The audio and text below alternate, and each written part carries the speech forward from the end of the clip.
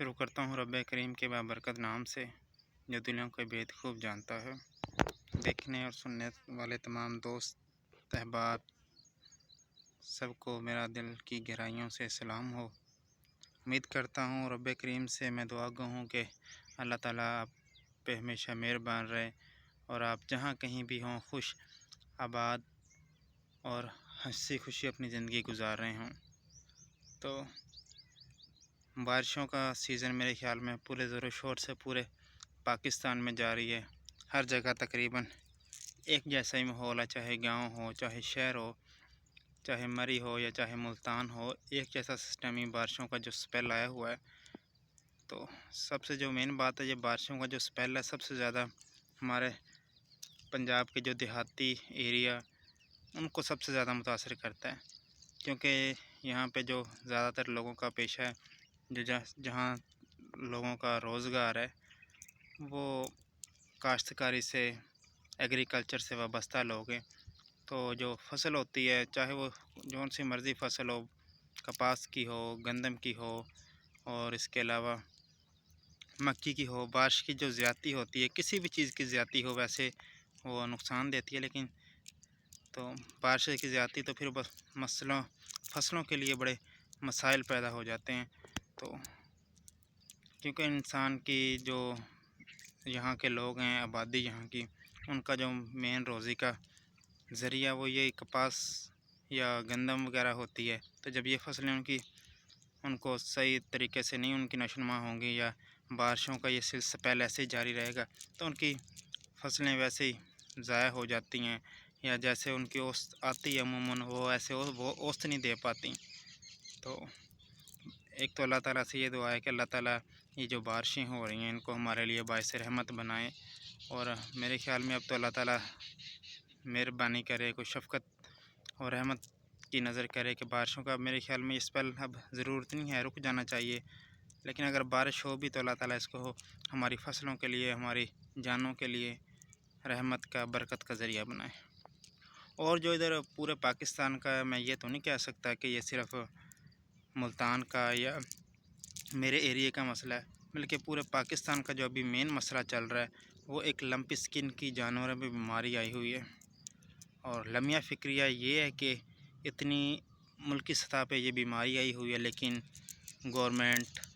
اور جو انتظامیہ ہے وہ میرے خیال میں بھنگ پی کے سو رہی ہے، کسی کی طرف سے کوئی ایکشن نہیں، کوئی اقدام نہیں، مطلب ہر انسان اپنی غفلت میں بالکل سویا ہوا ہے۔ اس میں یہ ہوتا ہے کہ جانوروں کے جسم پہ دانے بننے شروع ہو جاتے ہیں، اس کے بعد ان کے سوزش آ جاتی ہے، تو بڑا یہ تکلیف دہ مرحلہ ہوتا ہے جانوروں کے لیے۔ تو زیادہ تر تو بلکہ جانور جو اس بیماری کا شکار ہوتے ہیں ان کی اموات بہت زیادہ ہو رہی ہیں۔ تو لیکن ہمارے سیاستدان ہیں، ہمارے جو انتظامیہ ہیں، ان کو اپنے معاملات سے فرصت ملے تو تب بھی ہے نا کہ اس معاملے کی طرف نظر دوڑائی جائے۔ تو یہ ایک سنگین مسئلہ ہے، لیکن پھر بھی اس چیز پہ کوئی ایکشن نہیں، کوئی اس پہ کوئی تحقیقات نہیں ہو رہی، مطلب تو ملکی سطح پہ تو اس پہ کوئی ایکشن وغیرہ نہیں ہے، لیکن ایک جو بڑا مسئلہ دیکھا گیا ہے کہ اس بیماری میں میرے خیال جانوروں کو پیناڈول یا پونسٹان وغیرہ کی جو کچھ میڈیسن ہے وہ زیادہ چاہیے ہوتی ہیں، کیونکہ ان کو بخار ہوتا ہے، وہ پیراسیٹامول گولی اور پیناڈول وغیرہ اس طرح کی میڈیسن ان کو چاہیے ہوتی ہیں۔ لیکن ہمارے اگر دیکھا جائے کہ ملک کی سطح پہ نہیں صرف بلیک میلر بیٹھے، بلکہ ہمارے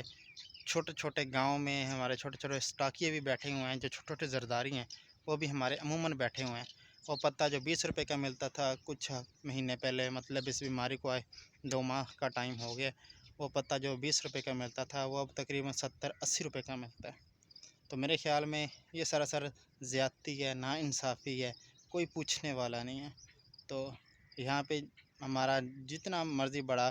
میرے خیال میں عمران خان آ جائے، ایماندار لیڈر جون سا مرضی آ جائے، لیکن جب تک ہم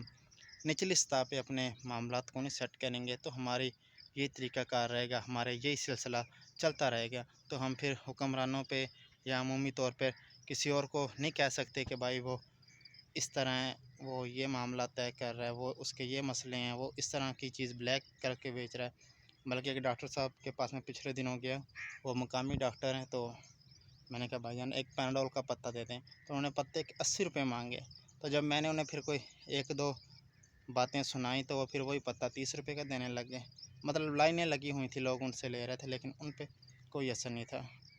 हुक्मरानों का शिकवा तो चलें एक तरफ हो गया ना, जो हमारे अपने लोग हैं जो इस बीमारी को समझते हैं, छोटे फार्मर हैं, उनको अब इन मेडिसिन की ज़रूरत तो पड़ती है। हर बंदा जिसके घर में 50-60 या लाख या 1.5 लाख की गाय खड़ी है, तो उसने कुछ ना कुछ तो इसका हल वसीला करना ही है ना अपनी तरफ से। तो हर तरफ ब्लैक मेलिंग, छोटे छोटे जरदारी डीलर। तो हम ये नहीं कह सकते कि हुक्मरानी चोर है, बल्कि हम अमूमी तौर पे सबसे बड़े चोर, करप्ट, माफिया, बड़ा माफिया हम खुद हैं। नीचे से माफिया शुरू होता है और ऊपर तक हमारे सरों पर जो बैठा हुआ है वो माफिया भी सबसे बड़ा माफिया है। और छोटे माफिया हम खुद ज़ाते खुद हमारे इर्द गिर्द लोग बैठे हैं। तो अल्लाह पाक इस सूरत हाल से हमें मेरे ख्याल